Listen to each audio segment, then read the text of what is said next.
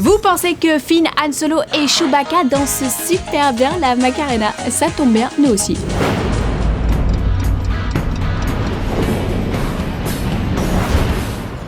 50% Jedi, 50% Mère Noël, 100% fanzone ». À une semaine du réveil de la Force, nous avons décidé de faire un petit cadeau aux fans de Star Wars que vous êtes.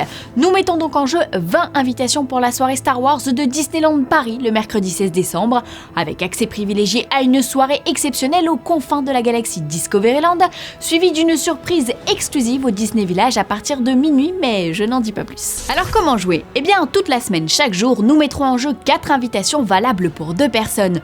Pour gagner, c'est très simple, soyez parmi les 4 premiers à répondre correctement à la question du jour en envoyant un mail à l'adresse qui s'affiche en bas de votre écran avec nom, prénom, adresse, mail, téléphone, numéro du fanzone concerné et la réponse bien sûr. La bonne réponse, tant qu'à faire. Voici donc la question de ce fanzone 511. Comment se nomme la planète désertique aperçue dans les bandes annonces du réveil de la Force? À vous de jouer et rendez-vous demain pour une nouvelle question. Que la Force soit avec vous. L'affrontement entre Iron Man et Captain America sera plus complexe qu'on ne le pense. C'est en tout cas ce qu'ont affirmé Robert Downey Jr. et Chris Evans à peine une semaine après avoir lâché la première bande-annonce de Civil War. Lors d'un entretien accordé à Entertainment Weekly, RDJ s'est en effet laissé aller à quelques confidences. Depuis qu'il endosse l'armure d'Iron Man, et cela fait maintenant 7 ans, il a toujours pensé que Tony était son propre ennemi. Il a des problèmes car il est lui-même un problème et il a même tendance à en créer, a-t-il déclaré avec beaucoup de lucidité. Le problème qu'il évoque ici en filigrane, c'est très probablement son engagement en faveur du gouvernement suite à une mission Wakanda qui tourne mal, et c'est à ce moment précis que Black Panther devrait faire son entrée. Le prince héritier T'Challa, campé à l'écran par Chadwick Boseman, devrait se montrer aussi bien en costume qu'en civil.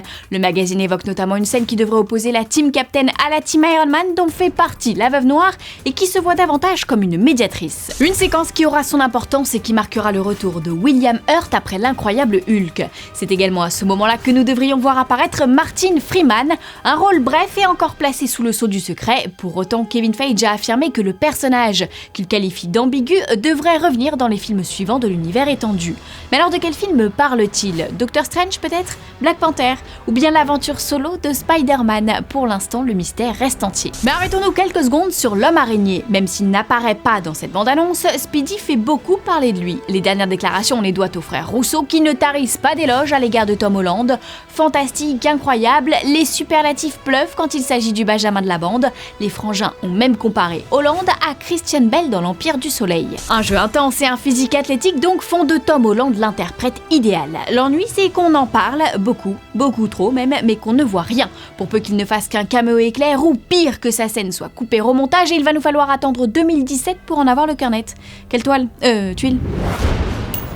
Aussi incognito que Clark Kent lorsqu'il porte ses lunettes, voici les news en bref. Kill Bill 3 pourrait finalement voir le jour. Petite piqûre de rappel pour ceux qui n'auraient pas tout suivi. En 2007, le producteur exécutif du diptyque laisse entendre que 2 suites sont déjà écrites et que Quentin Tarantino est sur le point de les tourner. 7 ans plus tard, alors que l'on espère toujours voir un Kill Bill 3 sur grand écran, Cutie enterre définitivement le projet. Nous sommes en 2014 et à l'époque, le réalisateur travaille avec acharnement sur un nouveau western, Les 8 salopards dans nos salles le 6 janvier. Alors que nous attendons avec impatience ce nouveau film et que nous avons officiellement fait le deuil d'une suite à Kill Bill, Quentin Tarantino vient de nous redonner espoir en déclarant à What the Flick qu'il y avait définitivement une possibilité. Tout d'abord, il adorerait retravailler avec Uma Thurman, et puis le réalisateur a confié qu'il avait fait vivre beaucoup de choses à son personnage de Béatrix Kiddo et qu'il la voulait plus apaisée aujourd'hui. Reste à savoir si ce Kill Bill 3 se concrétisera avant ou après son projet de western décliné en mini-série. Un agenda chargé pour Cutie. George Lucas est un petit chanceux qui a eu le privilège de voir Star Wars 7 et selon Kathleen Kennedy, il l'aurait vraiment aimé. Le cinéaste, qui assurait n'avoir vu aucune image du film il y a peu, a vraisemblablement décidé de faire honneur au travail de J.J. Abrams.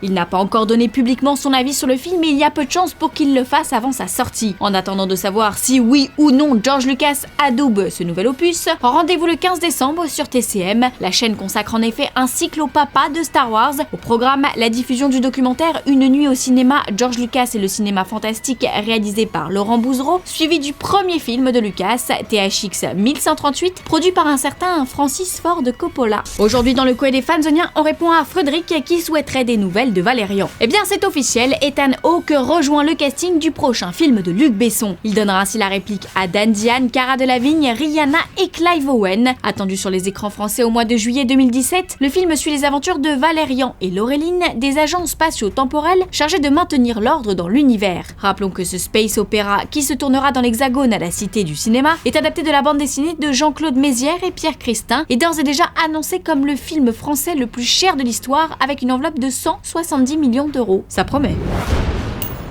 Fanzone, c'est fini pour aujourd'hui, mais vous pouvez nous retrouver sur YouTube en vous abonnant à la chaîne Fanzone et à la chaîne Allociné.